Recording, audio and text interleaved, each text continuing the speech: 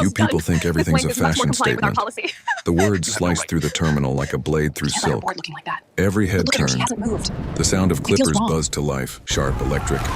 Girl, at gate C-17 of O'Hare International, under the bright white lights and sterile calm of an afternoon check-in, a black woman sat restrained in a chair. I know many of you lost faith. Her But let me posture assure was you, still we have addressed the issues at regal. gate C-17. Her curls, thick, beautiful, defiant, spilled over her shoulders like a crown refusing to bow.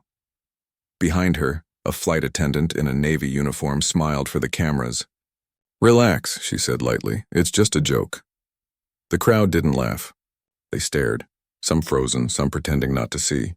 Two uniformed ground officers held the woman's arms, not with violence, but with that quiet, procedural grip that always claims innocence later. "Ma'am," the attendant added, voice dripping with a forced sweetness, "we can't let you board with this presentation. Company image matters." Then she pressed the clippers to the woman's scalp. The first strand fell. The silence that followed was louder than the machine.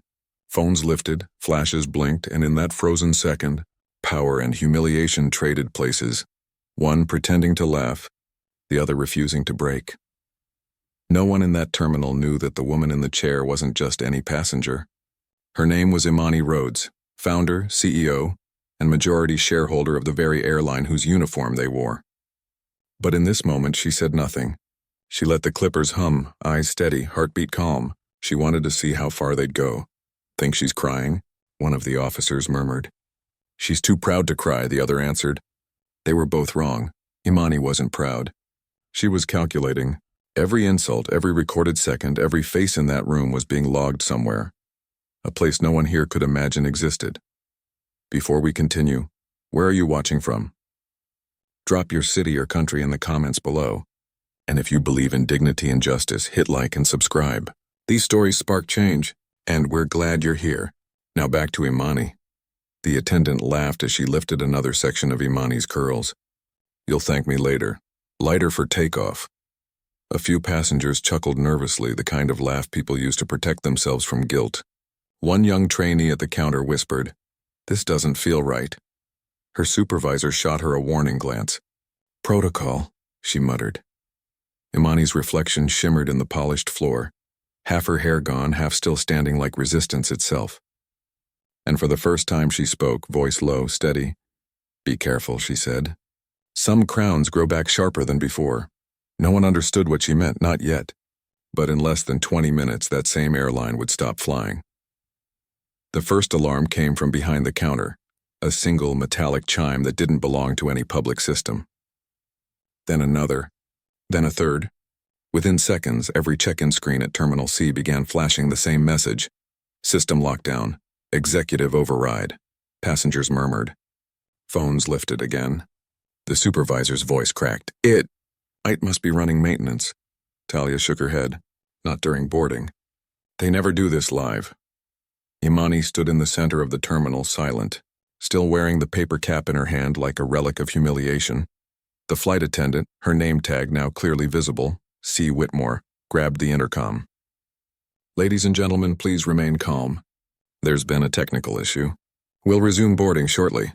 But her voice trembled. The authority was gone. Imani watched her. Every syllable, every movement was now inverted. The woman who once laughed above her now scrambling beneath her own lie. A child's voice cut through the hum. "Mom, that's the lady they shaved." Heads turned again. The silence thickened. From across the hall, an airport technician rushed toward the counter, badge glinting, headset dangling from his ear. "Who triggered a lockdown?" he barked. "Corporate authorization only." Whitmore stammered, We didn't touch anything." Talia looked at Imani, realization dawning in her eyes. "Ma'am, who are you?" Imani didn't answer. She opened her phone instead. Not a call, not a text, but a secure app with the Rhodes Aviation crest. She tapped once. A notification blinked across the technician's tablet. Command verified Rhodes, founder. He froze. "Wait."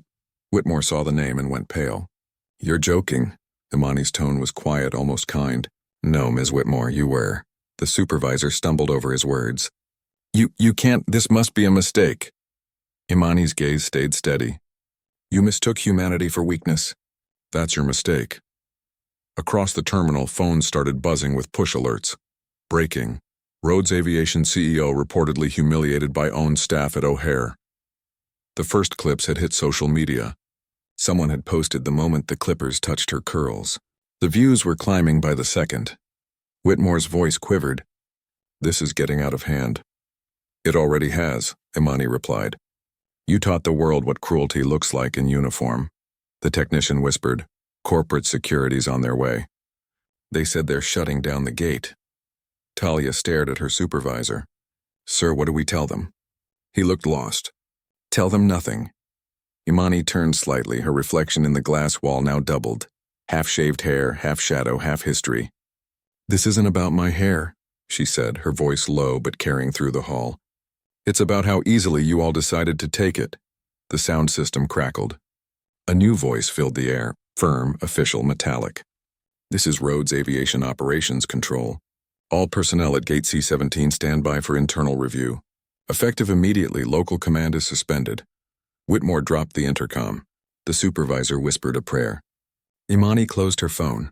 Outside, through the window, a line of baggage carts halted mid-runway, engines idle, lights blinking in sync with the red message still pulsing on every screen. System lockdown. Passengers began clapping, softly at first, then louder. Imani didn't smile. Justice wasn't applause. It was consequence. She turned to Talia. "You'll stay," she said gently. "You told the truth." Talia nodded, tears gathering. "Yes, ma'am."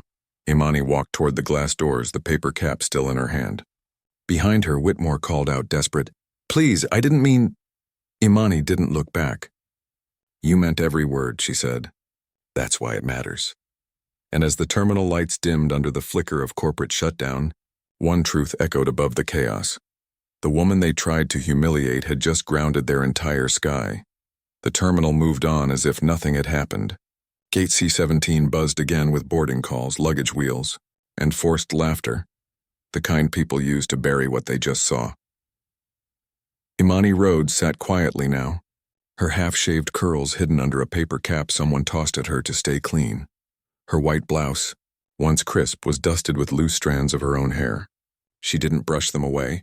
Every piece was evidence. At the counter, the same flight attendant who had called it a joke chatted with her supervisor. "We handled it," she said, smirking. "Corporate wants consistency, right? Can't have passengers showing up looking unpredictable." The supervisor nodded. "You did the right thing. Keep order, keep image." Imani listened. She always listened. For 15 years, she had built Rhodes Aviation from one small charter service into a national carrier. She'd spent nights in hangars, mornings in investor meetings, weekends signing union deals herself. She knew every word of their company manual, the one now being used against her like a weapon.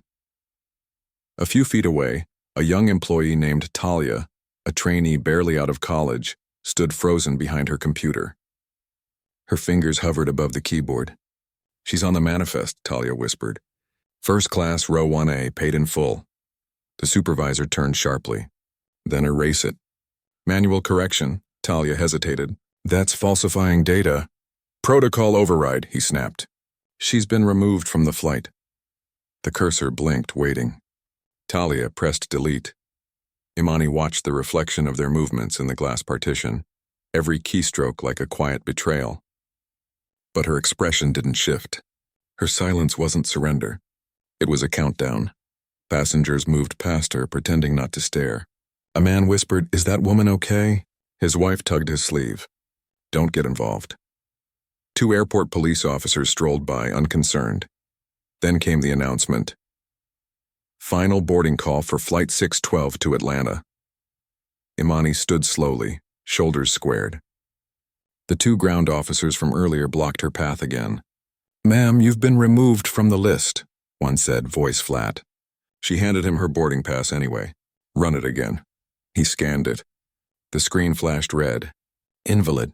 The attendant smirked from behind the counter. "Told you, sweetie. It's over." Imani leaned in slightly, her tone calm, surgical. "No," she said. "It's just begun." A flicker of something crossed the attendant's face, and not fear, not yet, just confusion. Imani reached for her phone and sent a silent message. One word. Now, Talia glanced at her monitor. The system froze, the cursor locked mid-screen. Then a line of text appeared. Access revoked, corporate intervention. Her eyes widened. What's happening? She whispered. The supervisor frowned, tapping keys. It's just a glitch. But every monitor on that row went black at once. Imani slipped the paper cap from her head, letting the uneven curls fall free. Around her, the terminals chattered, dulled to static. She looked at the same people who had laughed moments ago. You were right, she said softly. Company image does matter. She turned, gaze steady. Let's see how yours looks when the world sees this. Somewhere deep in the corporate server, alarms began to trigger. And at gate C-17, the air itself seemed to hold its breath. The terminal fell into a strange quiet, the kind that hums right before thunder. Screens flickered. Boarding doors sealed with a metallic hiss. Even the air conditioning seemed to pause, as if the building itself was listening. Imani Rhodes stood beside the glass wall, watching the reflection of her own half-shaven head merge with the parked aircraft beyond the window. One side of her looked wounded, the other, unbreakable. Across the counter, the supervisor paced like a trapped animal. This can't be happening, he muttered. We'll lose our jobs. The board, Imani turned slowly. You're worried about the board now? She asked softly. Maybe worry about who sits at the head of it. Whitmore's voice cracked. Please, we didn't know who you were. Imani's gaze was steady. You didn't need to. Decency shouldn't require a resume. Passengers began whispering, phones raised, recording what was now clearly history. In the far corner, a young mother hugged her child tighter. A businessman whispered, She's the owner. I knew that face. Someone else murmured, They really shaved her head. For a joke. The words echoed like guilt bouncing off marble. Imani's phone buzzed. She answered without moving. Carla, she said quietly. Her assistant's voice came through the earpiece, calm, composed, deadly efficient. Lockdown confirmed across 4 terminals. PR teams drafting the release. You want it public now? Not yet, Imani said. I want them to hear the silence first. She looked around. Dozens of employees, stranded mid-shift, stared at their dark screens, waiting for someone to tell them what to do. Whitmore finally found her courage, or what was left of it. I was following protocol, she said, trying to sound official again. Passenger appearance must align with corporate presentation standards. It's in Section 5B. Imani tilted her head, almost curious. You read the handbook? Yes. Then you should have read who wrote it. Whitmore's lips parted, but no sound came out. A ripple of laughter, uneasy, spontaneous, passed through the crowd. Not mocking, not cruel, but cathartic. The kind that says, finally, someone said it. Imani lifted her chin. You all want protocol? She said, voice calm but resonant. Here's a new one. Never touch another person under the pretense of professionalism. Never mistake humiliation for discipline. And never ever assume silence means surrender. The young trainee Talia whispered, Ma'am, corporate just sent a mass email. It's titled Immediate Inquiry. Imani nodded. Let it open. A second later, every employee phone vibrated in unison. On screen, an email banner glowed red. Subject O'Hare Incident, Roads Oversight in Progress. The supervisor swallowed hard. They're investigating us. Imani corrected him gently. No, they're recording you. From outside, a low roll of thunder rumbled across the Chicago sky. Rain pressed against the glass in sharp diagonal lines, streaking her reflection until the 2 versions of her, the humiliated and the sovereign, blurred into one. Whitmore sank into a chair, face in her hands. This was supposed to be funny, she whispered. Imani looked down at her. Cruelty always sounds like comedy to the people telling the joke. She took a slow breath. But I'm not laughing. Then, almost as if the storm itself responded, lightning flashed, and every emergency light in the terminal blinked red. Corporate security had arrived. 2 officers in black suits entered, scanning the crowd. The taller one spoke first. Ms. Rhodes, headquarters confirms your authority. We're here to execute internal compliance procedures. Imani nodded once. Begin with the staff who called it a joke. The officer turned to Whitmore and the supervisor. You're both under review for misconduct and breach of federal aviation ethics. The crowd gasped. Phones rose higher. Imani stepped closer, her voice low but carrying through the silence. This isn't revenge, she said. This is restoration. The thunder outside rolled again, long and deep. And as the storm began to flood the runway, the world finally matched her calm, electric, unstoppable, righteous. The moment the corporate security officers stepped forward, the energy in Gate C-17 shifted. The chaos thinned into order, not because anyone told them to quiet down, but because the gravity of consequence had finally arrived. Passengers who'd been whispering began to film openly. The sea of faces was no longer complicit. It was awake. Imani Rhodes stood centered between two worlds, the accused and the awakened. Behind her, rain streaked the window like falling glass. In front of her, Whitmore and the supervisor sat frozen under the weight of realization. The senior officer, badge reading M. Keller, adjusted his earpiece. Ms. Rhodes, protocol requires an immediate statement for the record. Imani nodded once. Make it brief. He lifted a tablet, camera blinking red. State your involvement in this incident. Imani's tone was measured, almost detached. I was a paying passenger assaulted under the guise of policy. The individuals involved acted with intent to humiliate. I didn't resist because I wanted to document how bias hides behind procedure. The officer hesitated. And the company response? Imani's gaze didn't waver. Ongoing. He pressed the screen to stop the recording. Behind him, Whitmore broke down. I'm sorry, she blurted out. I didn't mean... Imani cut her off, not unkindly. You meant it enough to perform it, the passengers murmured again. A man in a gray coat stepped forward. I filmed the whole thing, he said. From the start. Imani turned to him. Keep it, don't post it yet. Why? Because truth doesn't need chaos to be heard. It needs timing. The young trainee Talia still stood by her desk, trembling but resolute. She took a step forward, voice quivering but clear. I saw everything, she said. She didn't do anything wrong. They deleted her name from the list. I was told to erase it. Keller looked up sharply. You can confirm that? Talia nodded. Yes, sir. Supervisor instructed me directly. Gasps rippled through the crowd. The supervisor's jaw clenched. That's a lie. Imani's tone sliced through his words. Careful. You're already on record. The officer typed something into his tablet. Statement logged. A woman near the vending machines raised her phone. You're really her, aren't you? The CEO? Imani turned slightly, neither confirming nor denying. Titles don't matter until people forget they exist. But the whisper spread anyway. She's the owner. She's the CEO. Phones vibrated with notifications as online clips multiplied. Hashtags formed like wildfire.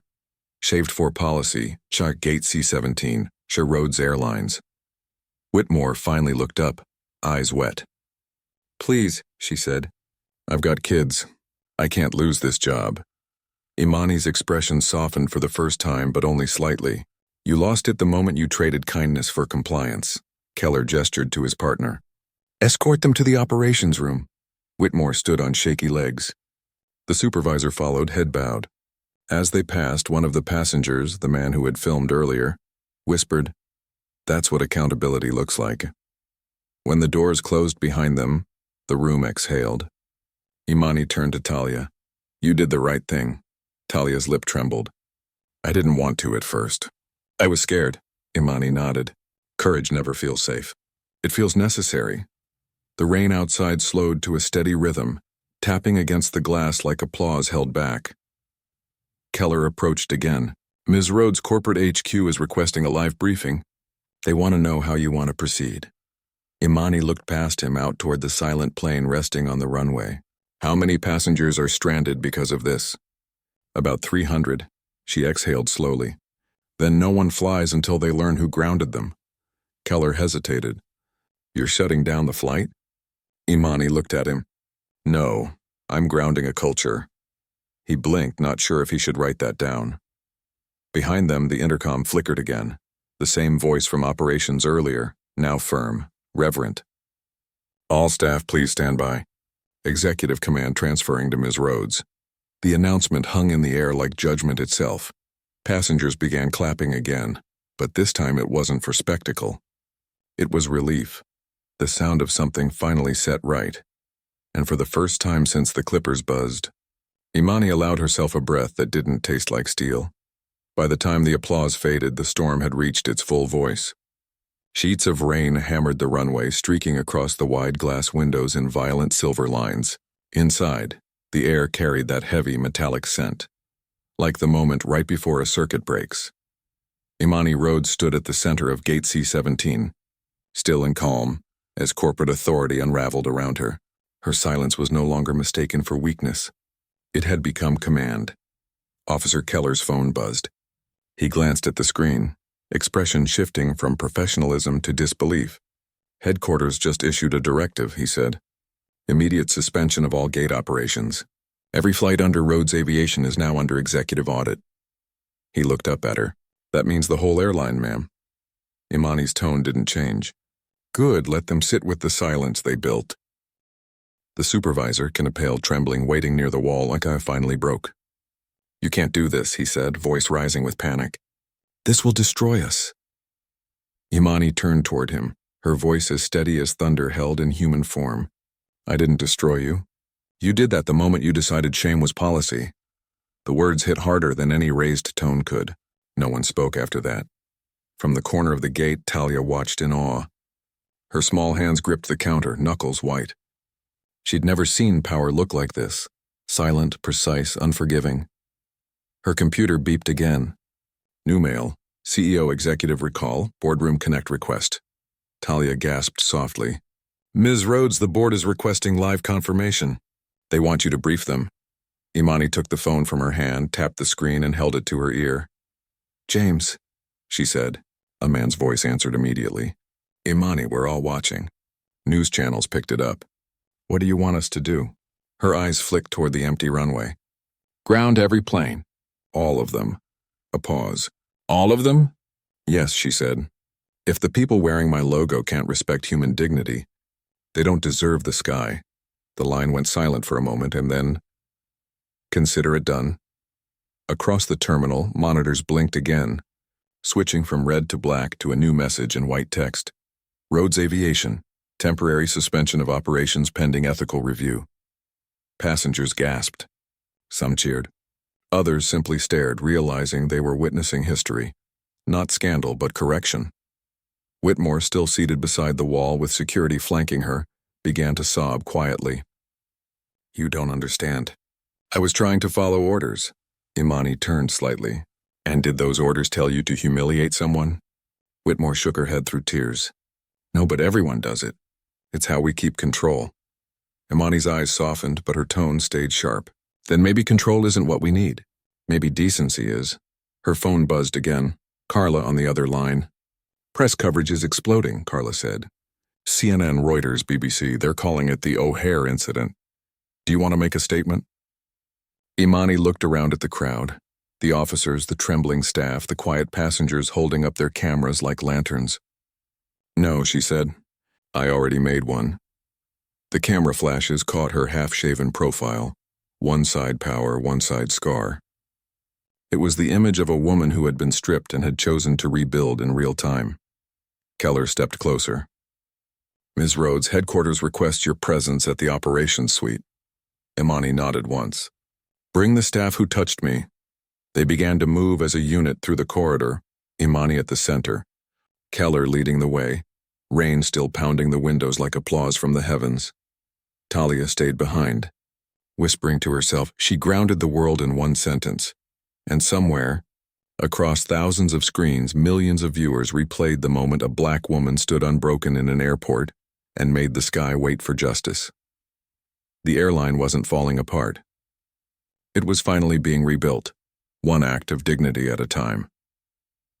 The elevator doors slid open to a sterile corridor lined with glass offices and mirrored walls. Every reflection caught a fragment of Imani Rhodes, half crown, half scar, full authority. The hum of fluorescent lights was the only sound until Keller swiped his badge to unlock the conference suite. Inside, the temperature felt colder, not from the air, but from tension. 6 people waited at the long glass table, 3 security heads, 2 regional managers, and 1 senior VP whose name tag read A. Dempsey. Their expressions hovered between panic and denial. Imani entered without a word. Keller closed the door behind her. "Begin recording," she said. A red light blinked on the far wall camera. Dempsey tried to stand, extending a shaky hand. "Ms. Rhodes, Sit." He did. Imani's voice was low, measured, but every syllable hit like a verdict. "Before we discuss damage control, let's talk about damage done." She gestured toward the flat screen mounted on the wall. Keller mirrored his tablet to the screen. Grainy footage from a passenger's phone. The video began with laughter, the buzz of clippers, and the words that had ignited the storm. "It's just a joke." Whitmore's face filled the frame. The room flinched. Imani let the silence stretch until it became unbearable. Then quietly, "How long has this culture existed inside my airline?" No one answered. She turned to Keller. "Open the employee complaint records." He tapped. The data appeared. Hundreds of unread tickets, keywords highlighted in red, appearance profiling. Passenger mistreatment, racial bias. Imani stared at the wall of negligence. "You buried them," Dempsey swallowed. "We flagged them as unverified." "You know how online reports can be." She cut him off. "I know exactly what they can be. Warnings. And you ignored everyone." Her reflection flickered on the glass like a judge standing over her own empire. "I built this company so people could travel without fear," she said. "Not so fear could wear my logo." A tremor of thunder rolled above the terminal. Rain streaked down the glass again, rhythmic, relentless, as if the world outside refused to let them forget. Whitmore and the supervisor were escorted in, wrists unbound, but dignity gone. They sat at the end of the table, eyes down. Imani faced them directly. "You thought it was funny. Tell me why."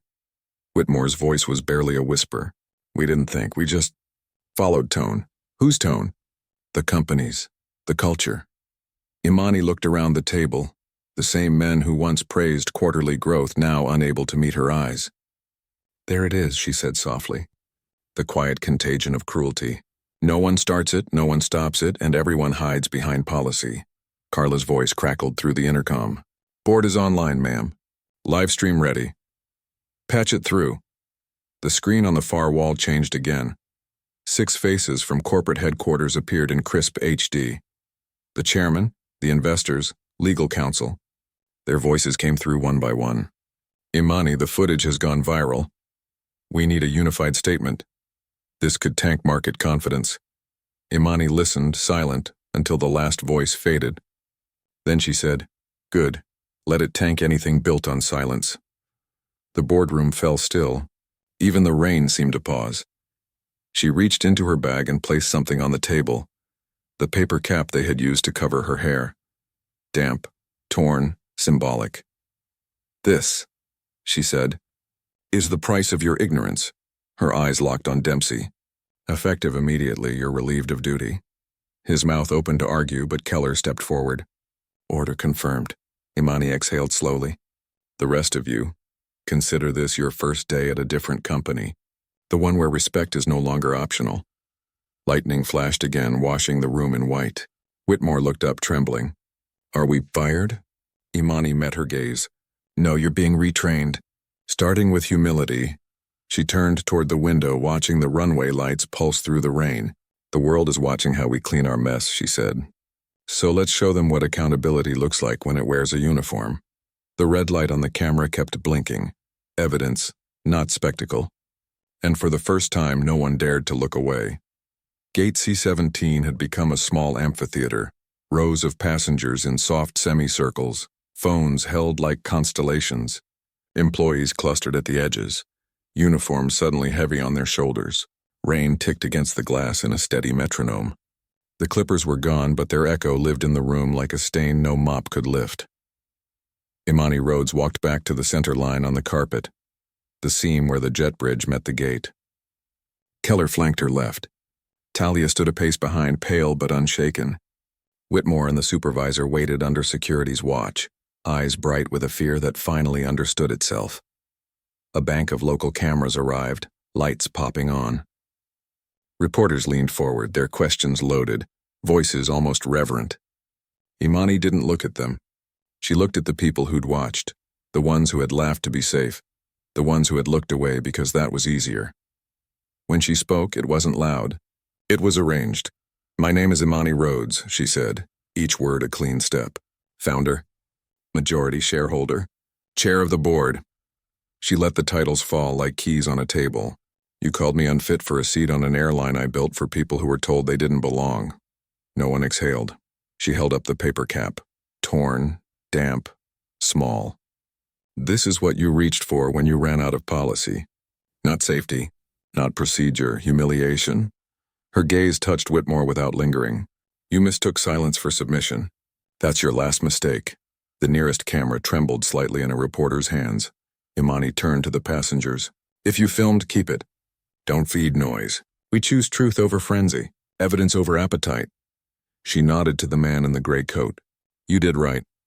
Timing matters to Talia. You stay. Your integrity keeps your badge lit. To Keller. Initiate Rhodes Protocol red line. He tapped his tablet. Overhead monitors blinked to a new banner. Ethics reset effective now. Imani faced the employees. This company does not sell seats. It sells safety, dignity, arrival. If that makes you reach for someone's body before you reach for the handbook, you will not wear this logo. A reporter finally risked a question. Ms. Rhodes, are you shutting the airline down? She didn't blink. I'm opening it back up to its purpose. The intercom chimed. Carla's voice, precise as a scalpel, filled the gate. By order of executive command, all prior appearance-based directives are rescinded. New policy, respect before protocol. Mandatory retraining begins today. Violations trigger immediate removal. Soft applause rose, hesitant at first, then gathering. Imani did not invite it. She allowed it to exist. She stepped closer to Whitmore and the supervisor, not towering, just present. You'll enter remediation. Full pay during training. Full accountability after. Understanding is cheaper than replacement, but it's paid in humility. Whitmore swallowed. Why not fire us? Imani's reply landed like a verdict and a mercy at once. Because I want you to change in the uniform you used to harm. She turned to the crowd again. To the people who watched and said nothing. I don't need your apologies. I need your future choices. A child near the window lifted a hand, not a phone. Are you okay? He asked. Imani smiled with the side of her mouth that still wore a crown. Yes, she said. Because I'm not alone. Keller's tablet pinged. He leaned in. Board confirms adoption of the ethics reset. Markets are reacting. Let them, Imani said. Anything that shakes loose didn't belong. She faced the cameras at last. No podium, no backdrop. Just glass, rain, and a runway holding its breath. Clip this part, she said. Not the shaving. This. You don't build an airline to escape the world. You build it to carry the world better. Then you found it. The room held still. And if anyone asks why, the planes are waiting. Tell them the sky can wait for. Dignity. A final chime rolled across the concourse. On the monitors, operations resume. Phased boarding pending ethics clearance. Imani lowered the paper cap into a trash bin and pressed the lid down. Gentle, final. The sound was small, but it traveled. A chapter closed. Another opened, already taxiing toward the light. By dusk, O'Hare had quieted into a kind of reverence. The last of the storm had moved east, leaving behind streets that shimmered like runways of glass. Inside, Gate C-17 was still sealed off, not as a crime scene, but as a mirror. Everything reflected back. Faces, choices, consequences. Imani Rhodes stood by the wide window, her reflection framed by the bruised colors of sunset. Gold and violet bleeding into steel gray. She looked composed, but beneath the surface her heartbeat matched the slow rhythmic pulse of the tarmac lights below. The storm had passed, but the air still hummed with aftermath. Keller approached with a tablet pressed to his chest. Headquarters confirms total system restoration. Flights will resume under the new compliance directive. Staff are signing acknowledgement forms as we speak. Good, Imani said softly. Now we see who learned something. Behind them, Whitmore and the supervisor were seated across from Talia in the small glass debrief room. The young trainee read from a printed sheet, the new ethics pledge. Her voice shook but didn't break. I will act with integrity. I will question prejudice disguised as policy. I will treat every passenger as if they built the plane themselves. Imani watched through the glass, her face unreadable. Let them read it aloud. Words matter more when your voice carries the weight. Carla's voice chimed through Imani's earpiece again. Press is still outside waiting for a statement. Imani exhaled. They already have one. About the staff? Carla pressed. Imani turned from the glass. Accountability isn't a headline, Carla, it's a habit. A pause of static, then Carla said quietly, "Understood." Keller glanced up from his screen. "Ms. Rhodes, the board wants to reinstate the PR division's control over crisis messaging." "No, ma'am, it's standard procedure." Imani faced him. "Standard procedure shaved my head and called it order. We're done with standard." The room fell silent again. In the corner, a cleaner entered quietly to wipe down the counter where the clippers had fallen earlier. Imani watched her work. Methodical, focused, invisible. When the woman looked up, their eyes met. "Thank you," Imani said. The cleaner hesitated, surprised. "Just doing my job." Imani nodded. That's what they said too. Do it with pride, not apology. The woman smiled faintly and left the room a little brighter than she found it. Across the terminal, passengers were being rebooked. Some lingered just to witness the aftermath, to be able to say they saw a world shift right there on the tile floor of an airport. A teenage girl with braids approached the barrier rope, phone still recording. "Ms. Rhodes," she called. "My mom works here." She said thank you. Imani smiled, genuine this time. "Tell her to hold her head high, even when they try to cut it down." The crowd reacted with a quiet cheer, but Imani lifted a hand, tempering the noise. "Dignity isn't spectacle," she said, voice carrying. "It's what remains when the cameras turn off." Keller's radio crackled. Flight 612 cleared for relaunch. Imani turned toward the window. The same jet that had waited all day now rolled slowly onto the wet runway, its reflection stretching across the ground like a second chance. She watched it taxi forward, nose angled into the setting sun.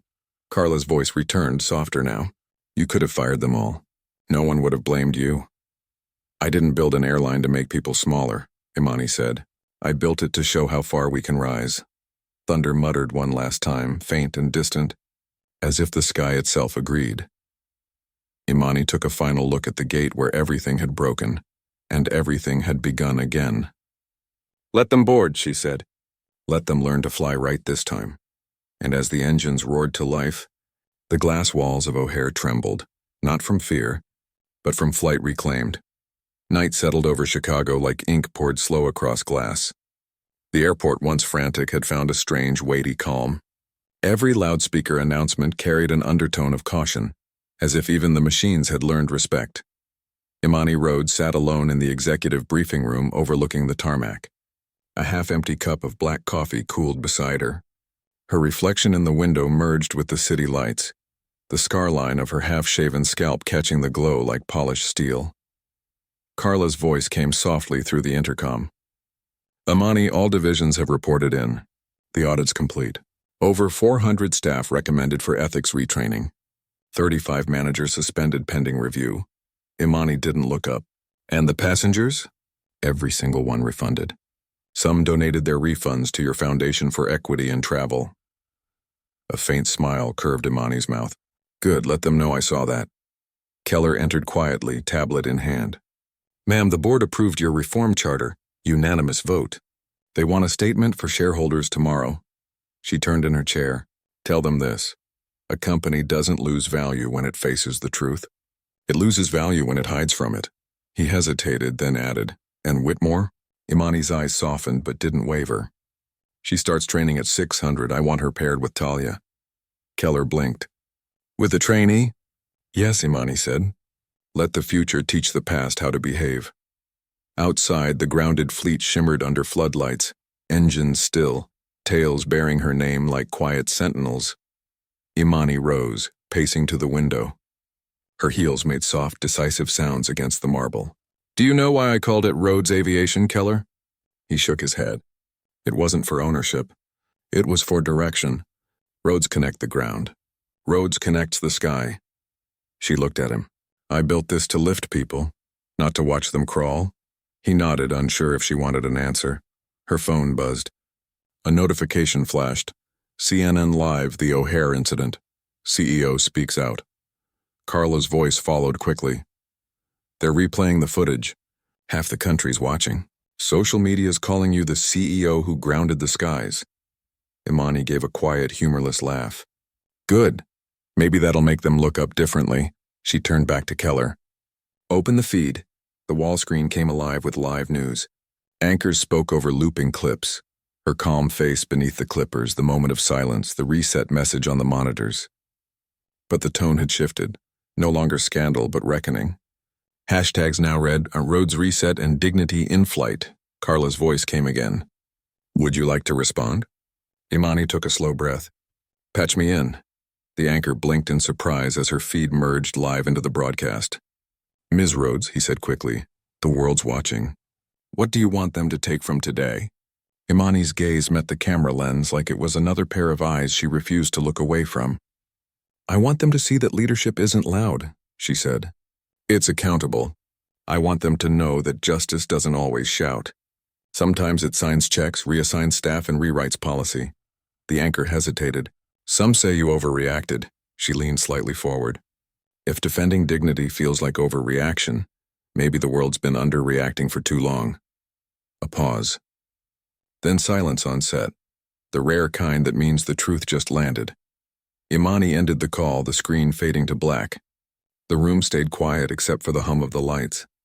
Keller finally said, That was perfect. She shook her head. Not perfect. Just overdue.